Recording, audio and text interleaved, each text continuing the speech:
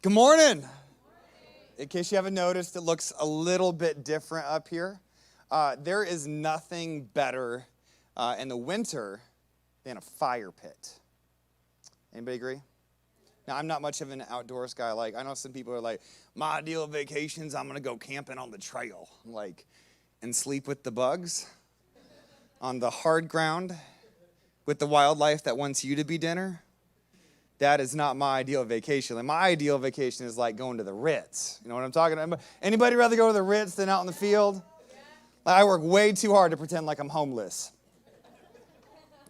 So if you've ever started a fire, the order at which you start it matters. Like, you need to start with some paper. All the guys in the room, they're like, you don't actually start with paper. You can keep that to yourself. And then you need some good kindling. You know what I'm talking about? Like, this stuff right here, it's going to burn fast. Get a little bit of kindling in there. And then you need some good dry logs. And I only have one hand today. So I know you're supposed to create some like air ventilation so it like all kind of comes up, but that ain't going to happen today. You're going to realize real fast I'm not much of that outdoorsman kind of guy. But if you build the fire in the wrong way, it doesn't work. In fact, if you start a fire in the wrong place, what was intended to be great becomes destructive, right? Now, when you make a fire, what's the best thing to do with an open fire in your backyard? What do you make? S'mores, right? So I'm gonna become some of y'all's favorite pastor right now. There's a trick. If you get the gram and you set the gram right here, and then chocolate is second class. You get a Reese's peanut butter cup. Oh, the glory of God right there. Yeah, take the paper off. I only have one hand. And then, while that mallow is roasting, then you put it on the Reese's peanut butter cup. Because that thing's melted by now. Like, that thing is, how many are you going to make a fire tonight? Anybody going to watch all the guys out there, you want a romantic night tomorrow night? Just play this play right here, it'll work. Now, the same fire, you could put a griddle on it, and you could cook something. I mean, anybody like to cook over an open fire? I'd much prefer to go inside and turn on the stove. But you know my favorite thing to do with a fire? Best thing ever? I just like to stare at it. And my wife, Jonna, she gets so disappointed. She's like, what you thinking about? You look deep in thought. I'm like, nothing. About 30 minutes later, still staring. What are you thinking about? Nothing. You can use fire to keep the animals away. But that same fire, placed outside of the boundaries, can burn your whole house down. I once accidentally lit a fire underneath a tree, and the tree caught on fire. It wasn't my tree. Real story. But it has great potential to do actually great damage. But when built in the right order, placed with the right boundaries, what's intended to be great can also be deeply destructive. We're in a series called Built to Last, and we're going to take a hard right turn, and we're going to spend the next 4 weeks talking about relationships. And because tomorrow's Valentine's Day, I rearranged all my messages, so today I'm going to give the romantic relationship conversation. You ready for it? Like, relationships are a lot like fire. Like, in the right order, with the right boundaries, like, they make you better. Like, how many of that person in your life that, like, because they're part of your story, you're just better? You've all had that person, though, that created deep pain. Oftentimes, it's a family member that has the tendency to pull the pin, throw the grenade in the relationship, and now shrapnel fills our soul. I think this is especially true in romantic relationships.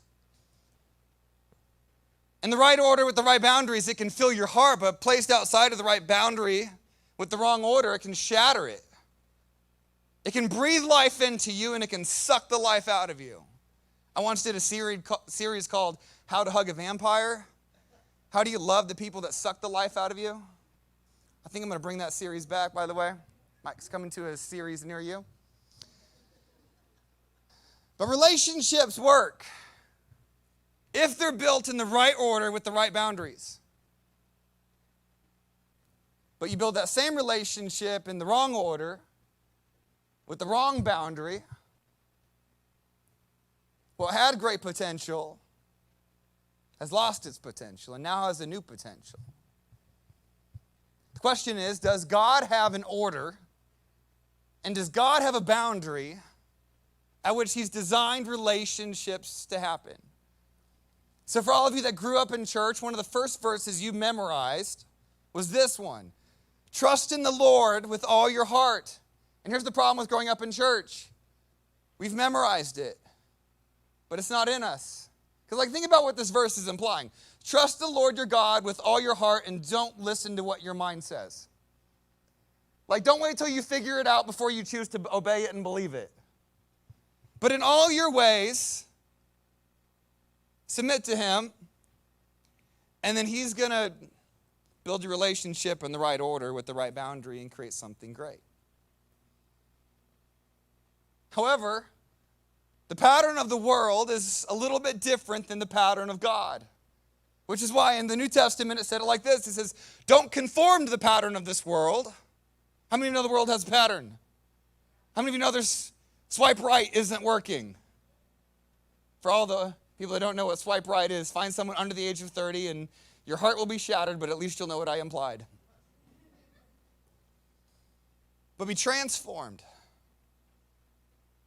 This is the key phrase. By the renewing of your mind.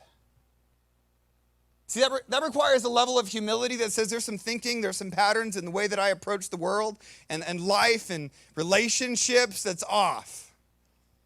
And only in God can my mind truly be renewed and transformed. Because then you're going to know what God's will is. Which, by the way, in case you weren't sure what God's will is for your life, it's good, it's pleasing, come on somebody, and it's perfect.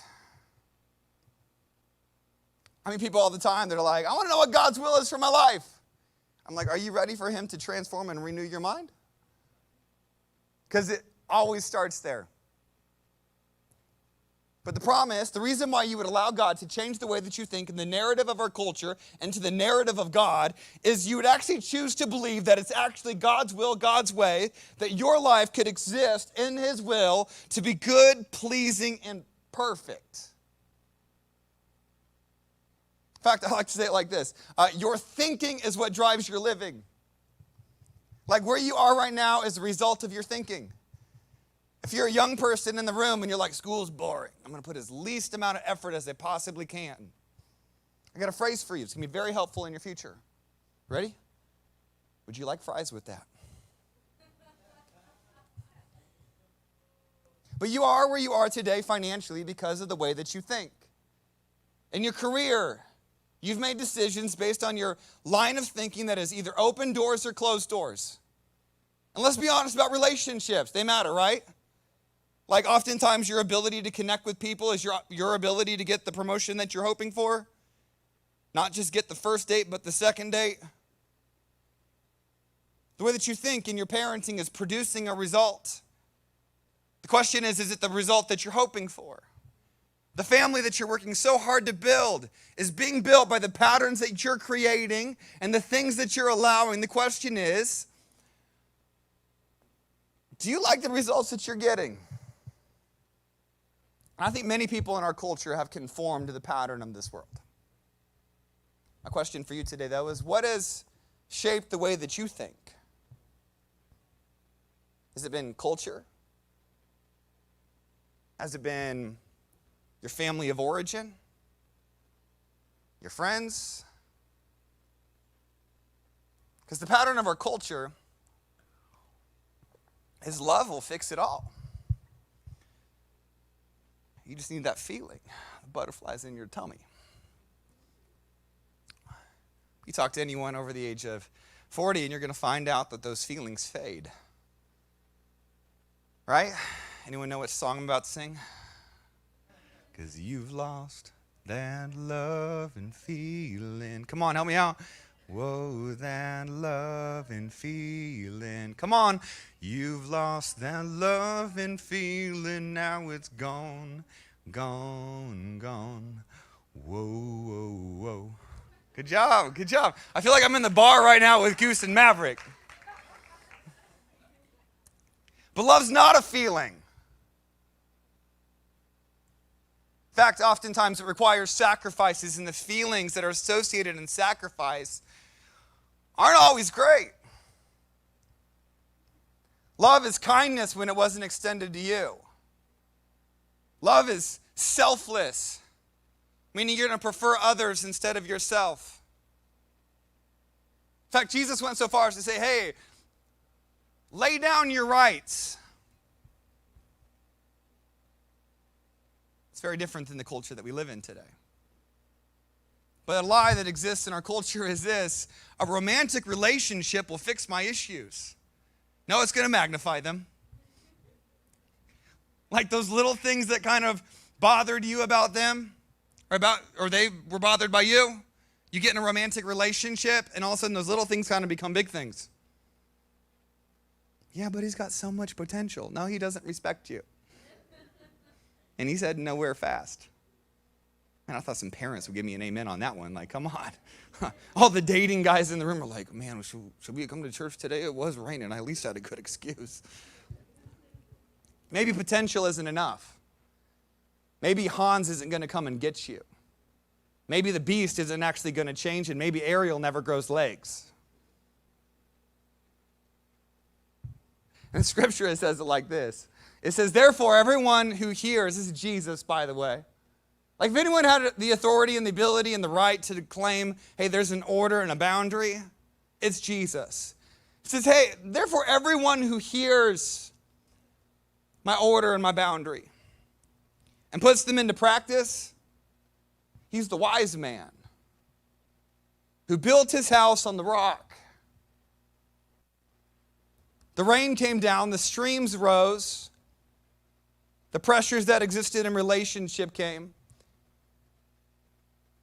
pain came, hard times came, and it beat against the house, yet it did not fall.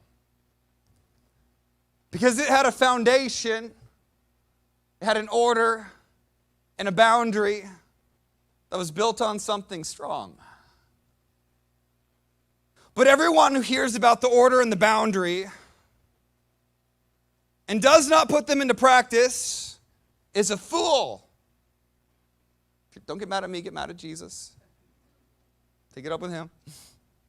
Who built his house on the sand. Those same relational pressures came. Those same hard times fell. The streams rose, the winds blew and beat against the house, and it fell. The great crash.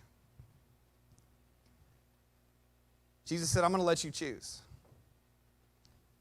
You can go down the road of the wise, or you can go down the road of the fool. Either way, you'll prove me right.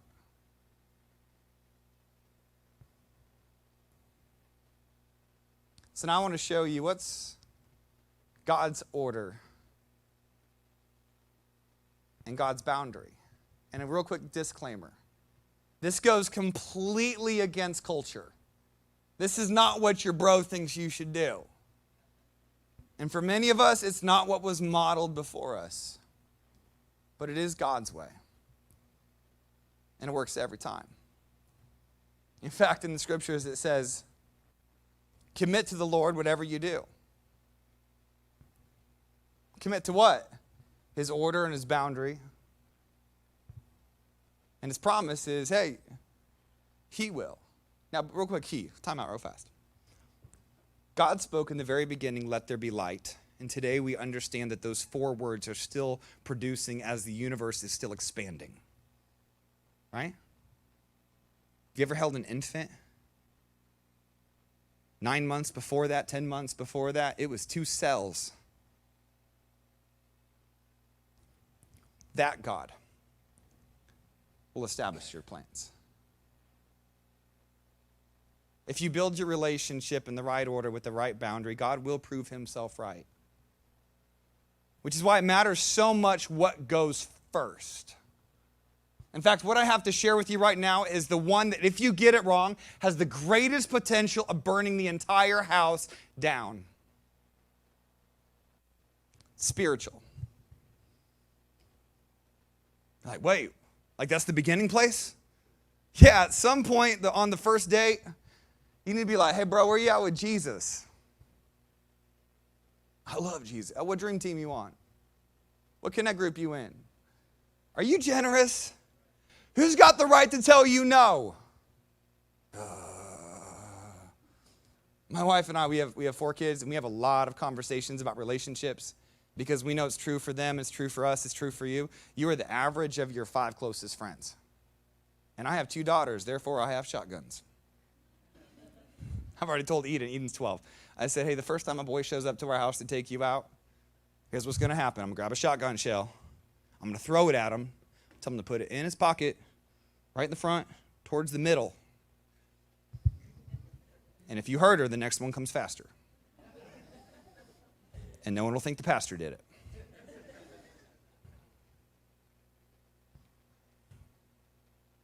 I told Eden, if someone wants to date you, there's a question you have to ask first. She's like, I know, Daddy. Do you love God? Nope, not good enough.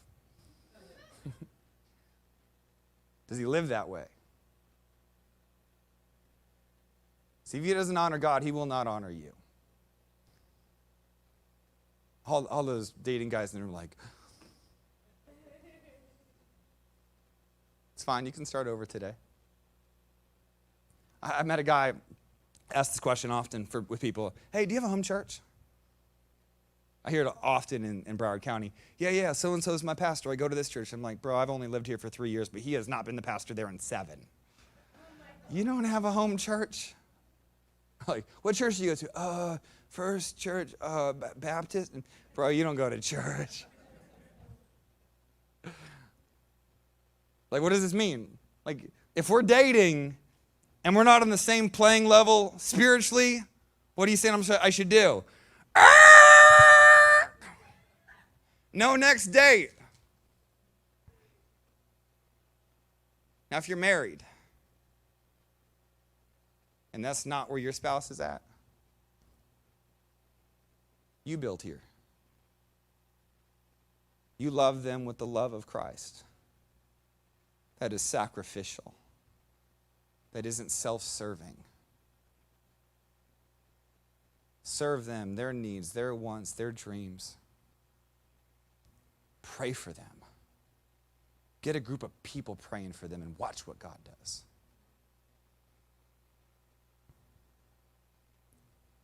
Just in the last 6 months, I have been flooded with stories about people who did what I just said. They're in a marriage, their spouse isn't there, and now they're watching God move on their behalf.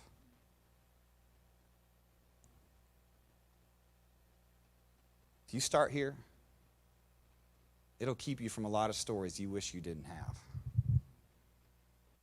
Second is values.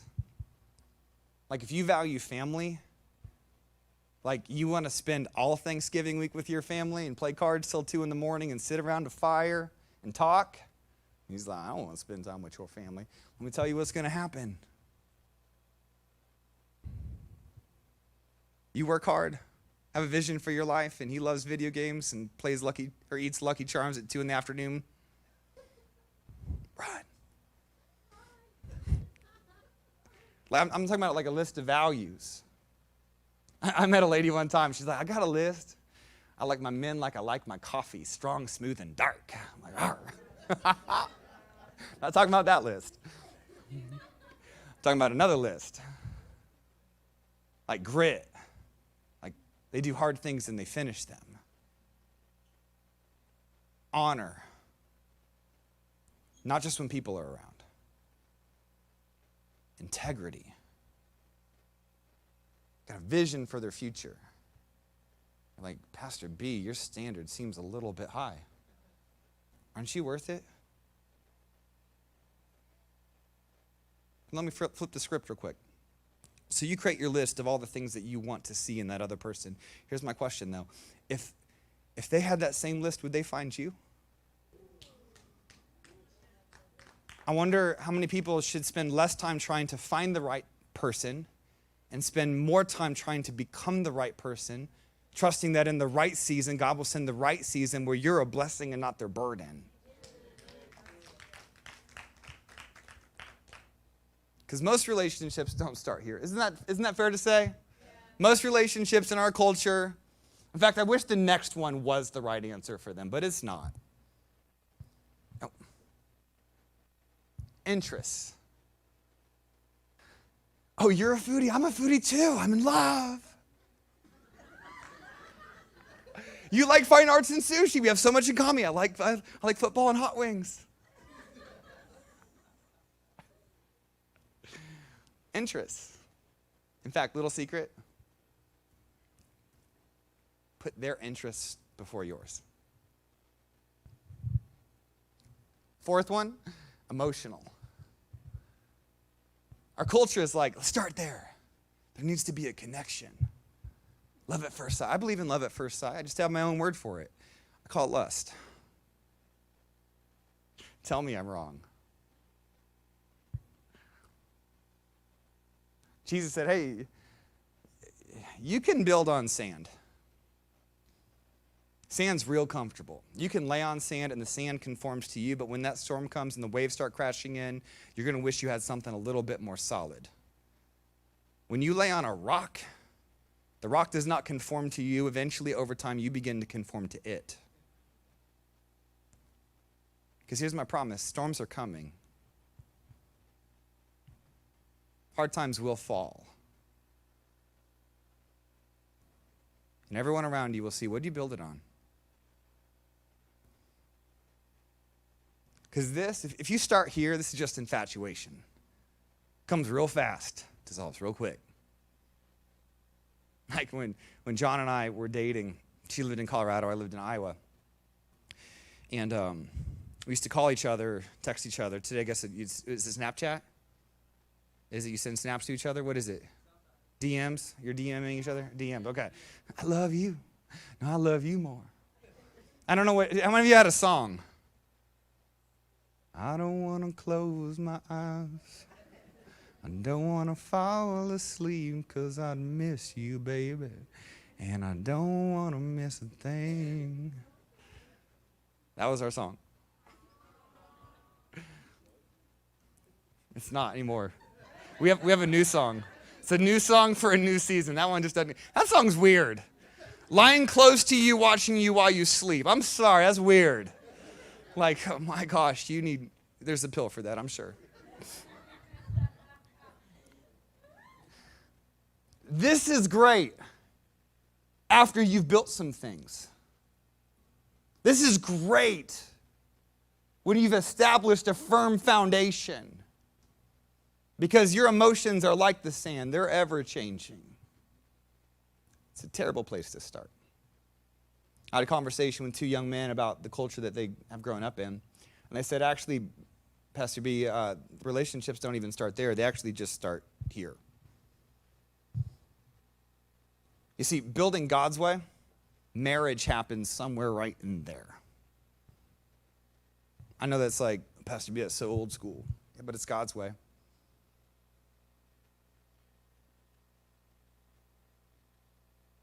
God's plan's way better than swipe right. In fact, can I go so far as to say that you deserve better? Even if you're single again? Yeah, but Pastor B, I got to get a test drive in. Is she a car that you can trade her in? Or is she created in the very image of God and is a daughter of the Most High King? She's worthy of honor. For John and I, most of the pastoral counseling that we do, wrong order, wrong boundaries. And hear me. If you got it out of order and you got it out of the boundaries, there's grace for you. In fact, I've been praying for you all week long, more than I prayed for anything else. I've prayed for you.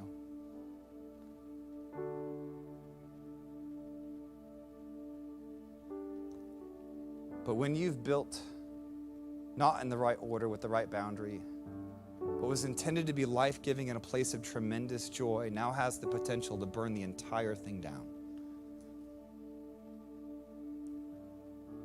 And hold no stones. And if this hasn't been your story, there's grace for you. But can I say that God wants more for you than just to always be extending grace? He actually wants to extend to you his righteousness.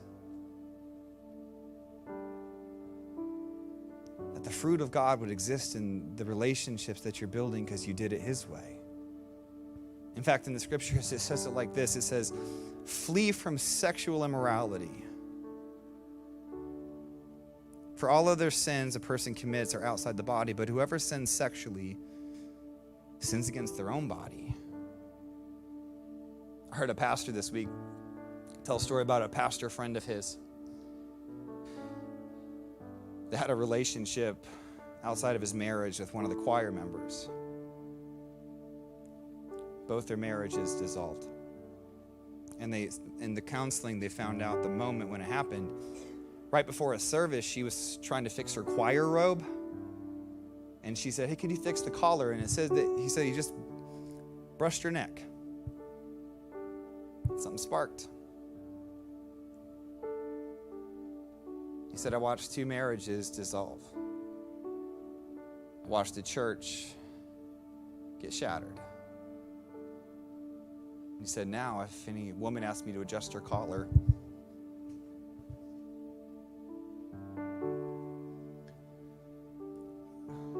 God's order,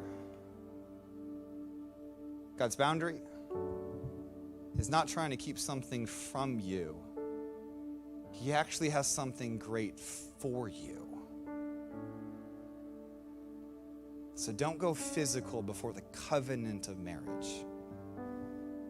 You see, it's not a cool wedding phrase that I say when I say the two shall become one. No, because when you go physical, there's a spiritual transaction. Your soul gets tied to their soul, which is why if you've gone physical and then you broke up and it felt like something was ripping apart inside of you, it was.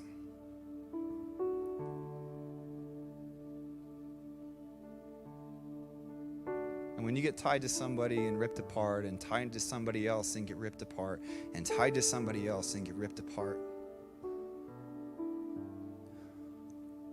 apart from God, it's hard to really experience what God intended, which was intimacy. And what you need is healing. So here's what the hope is. For all of us that have gone outside the boundary and built in the wrong order, in fact, I have a warning before I have the hope. Here's the warning, because here's what happens. If I don't get healed from my past pain, I'll hurt the people in front of me because of the people behind me. Like you struggle now with trusting this person because you couldn't trust them. John and I use this phrase all the time. When people come across a little sharp, hurt people hurt people. At the same time, healed people heal people. Some of you are like, Pastor B, I don't just have one log out of the boundary.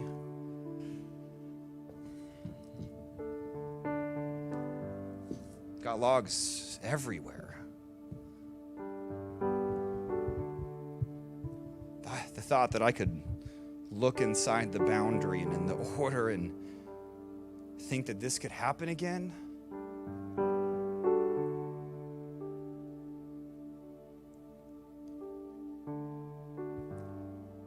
Run to God.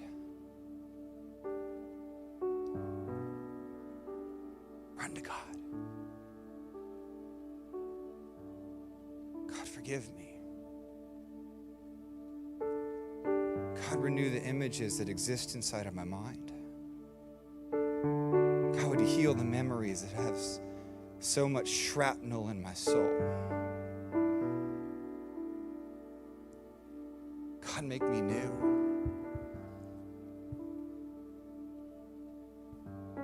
Because here's what God does. If we confess our sin, the places where we chose to get it out of God's boundary, built in the wrong order, He is faithful and just, and He'll forgive you. See, the way that God forgives is not the way that we forgive. It says when He forgives you, He removes it from His memory as if it had never happened.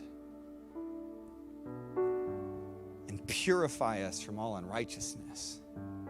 You're like, but Pastor B, I got a burn mark here. I got some scars.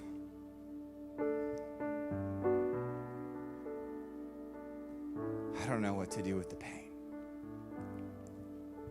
God says, run to me. And I'll take the thing that was taken out of the boundary and I'll put it back. I'll renew you. You won't be the person you once were. You'll be what I always intended. Here's my favorite. I'll redeem you. Only God can do this part.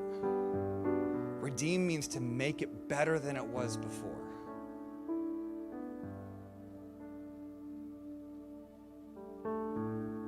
That can be true in you.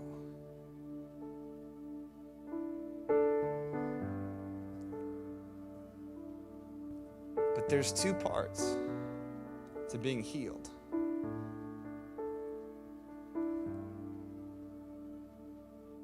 Therefore, confess your sin one to another.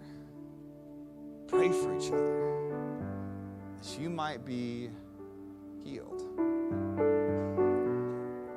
For the prayer of a righteous person is powerful and effective. What's God saying through His word? You need to confess your sin to God that you might be forgiven. But confess it to somebody else that you might be healed.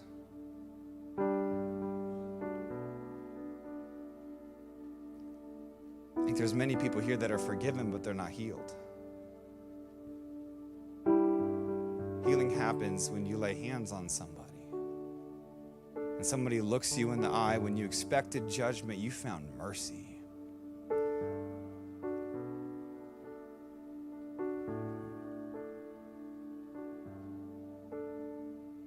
Some of you are like, I hurt so bad. If you only knew the tears that I've shed at night. That ripping of the soul when the breakup happened, that's real. Take it to God. Invite God there. Allow God to put the log back in the boundary and teach you how to build in the right order. Last one. Build your relationships God's way. This doesn't make a great romantic comedy. Disney will not tell your story. But it's a great life. So today, if you're single, make your list. Become the right person and trust God that in the right season, He'll bring the right person to you. If you're married, men, be the spiritual leader your family needs you to be. Pray with your spouse. Get your family in church. Don't sing the songs, worship with your whole hearts. Build values into your family. Shape them in your kids. Model them when they're not looking. Put her interest before yours. Connect with her emotionally. Like when she tells you a story, ask her this question: how did that make you feel? And when she wakes up from passing out, listen and care for her. Don't fix it. And when you do that, my friend, you will lack no good thing. Ladies, don't criticize small beginnings. Reward each steps. Scratch your head, tell us you love us, we'll follow you anywhere. We're like puppies. Tell them I like it when you do that. Don't remind him of what he isn't. Bible word here for you. Prophesy into what God has called him to be. Prophesy just means that you know from God what God sees in him and wants him to become. You're just saying that. Speak to who he's going to be.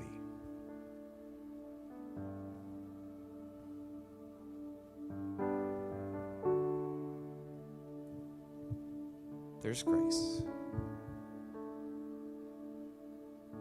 In Jesus, there is no condemnation, just an invitation to receive from him what you couldn't give yourself.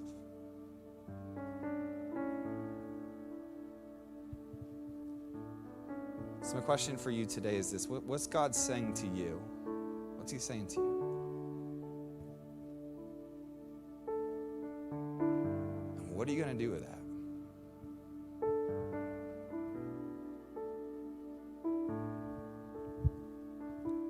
Jesus, right now I pray,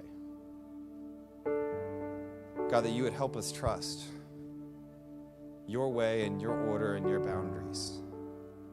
And we would trust your character, that your plan for us is good and pleasing and perfect. And God, I thank you that as we bring our brokenness to you, that you don't leave us there. So God, may you forgive, may you heal, would you make new, would you redeem? In Jesus' name.